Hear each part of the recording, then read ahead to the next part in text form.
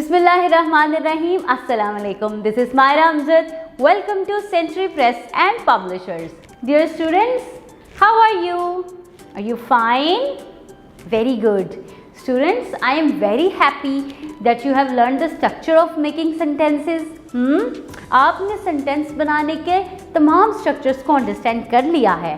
तो today we are going to make sentences. Yes, आज हमने कुछ सेंटेंसेस बनाने हैं और हम देखेंगे कि हम उन सेंटेंसेस में कौन कौन से वर्ड्स यूज़ कर रहे हैं, which kind of words we are using in our sentences and how we can make these sentences. So let's move to your page.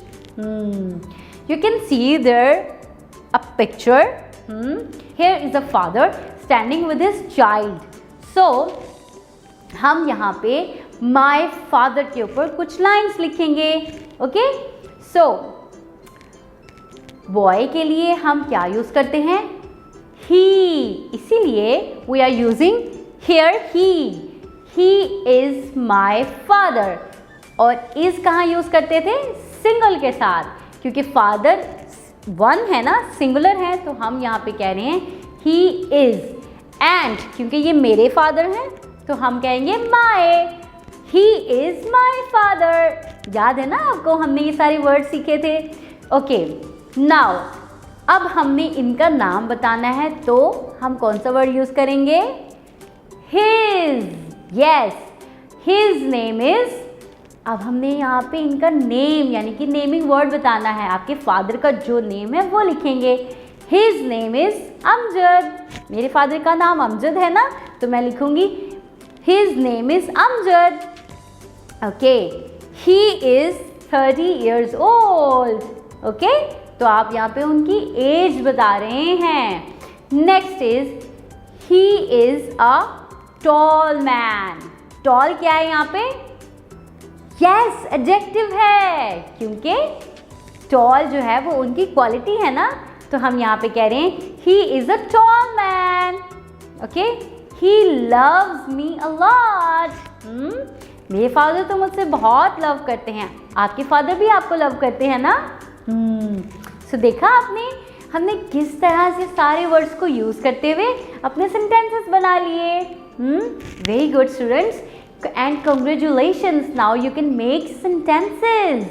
Okay, now let's move to the other picture.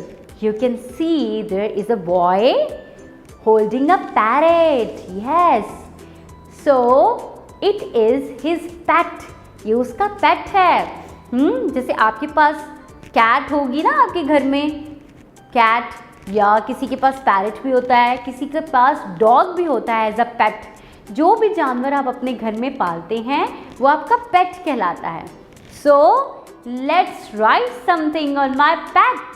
Because that boy has a parrot, तो हम parrot पे कुछ लिखते हैं.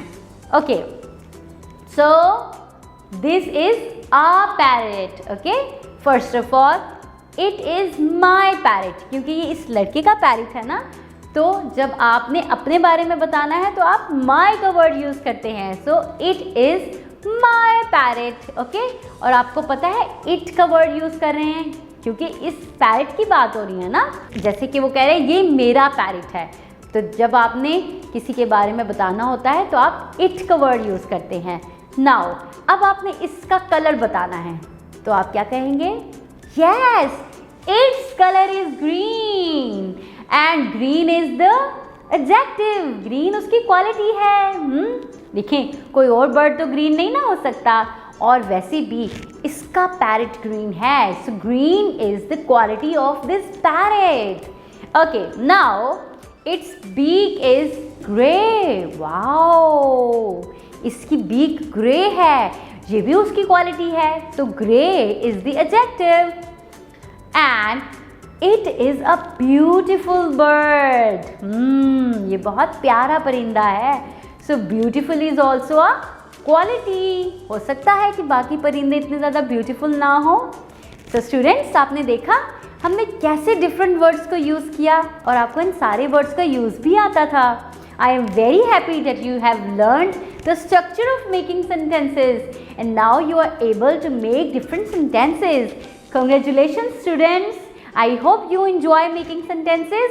Keep learning. We will come back with another video. Take good care of yourself. Allah Hafiz.